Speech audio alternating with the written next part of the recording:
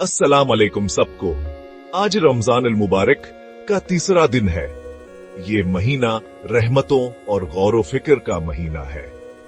मैं आज ऐसी चीज के बारे में बात करना चाहता हूँ जो इस माह मुकद्दस का मरकज है, कुरान मजीद।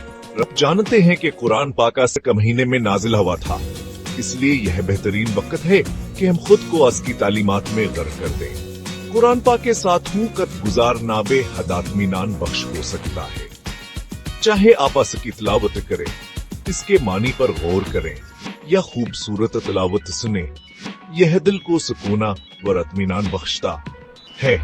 ताकि कि हर रोज एक खास तादाद में सफहात पढ़ें या किसी खास सूरह को समझने पर तवज्जो दें। याद रखें, ये सिर्फ मिकदार के बारे में नहीं है, बल्कि असालही किताब के साथ आपके तामुल के मायार के बारे में है। लिहाजा हर रोज कुछ वक़्त निकाल कर कुरान खोलें, इसके अल्फाज को अपने ऊपर असरअंदाज होने दें और इस ताल्लुक को मजबूत होते हुए महसूस करें।